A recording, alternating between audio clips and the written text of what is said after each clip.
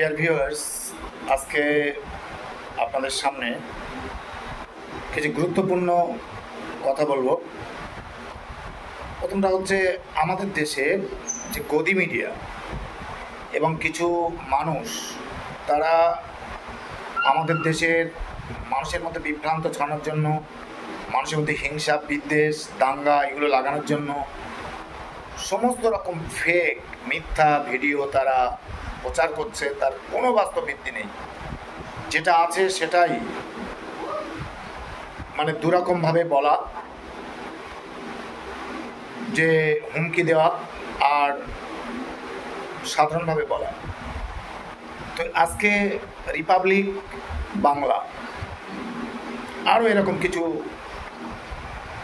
ভারতীয় আমাদের সংবাদ মাধ্যম, তারা আমাদের দেশের তাদের রাজনৈতিক স্বার্থ চরিতার্থ করার জন্য বিভিন্ন মিথ্যার আশ্রয় নিয়ে মানুষকে বিভ্রান্ত করার জন্য তারা একের পর এক মিথ্যা ফেক ভিডিও তারা ছড়াচ্ছে।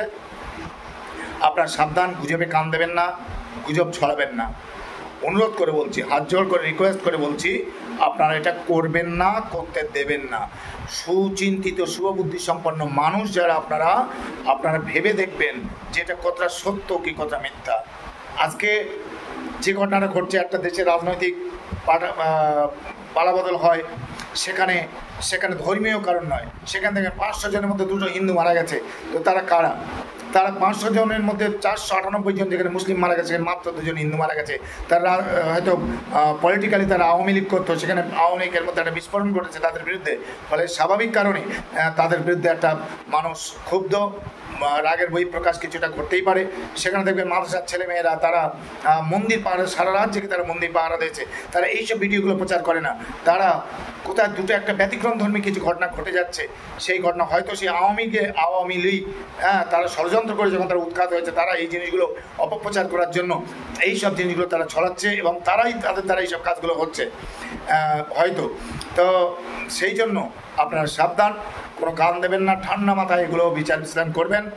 আর এটা আমি বলবো, এটা তাদের দেশের আভ্যন্তরীণ ম্যাটার, তবুও তার প্রভাব আমাদের এখানে নিশ্চয়ই পড়বে, আমাদের বলার অধিকার আছে নিশ্চয়ই।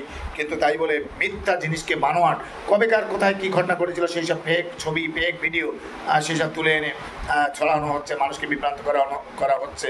তো আপনারা যারা পড়াশোনা করেন বা যারা শিক্ষিত সচেতন মানুষ, তারা এগুলো বিচার করবেন। আজকে আপনাদের কাছে এটা অনুরোধ, এইটুকু আমি বলে আজকে আপনাদের অনুরোধ করে বিনম্র শ্রদ্ধা জানিয়ে, দেশের প্রতি ভালোবাসা জানিয়ে, দেশের মানুষের প্রতি ভালোবাসা জানিয়ে, দেশের অখণ্ডতা, দেশের উন্নয়ন, দেশের মানুষের মানে সুস্থ, দেশের মানুষের সুখী জীবন কামনা করে, দাঙ্গা কখনো একটা কখনো দেশকে ভালো করতে পারে না। দাঙ্গা মানে ধ্বংস, দাঙ্গা মানে খুন, দাঙ্গা মানে মৃত। যে কোনো মায়ের সন্তান মানে মারা গেলে নিশ্চয়ই সেটা বেদনাদায়ক, কষ্টের, এটা কখনোই কাম্য নয়। আজকে এইটুকু, ধন্যবাদ।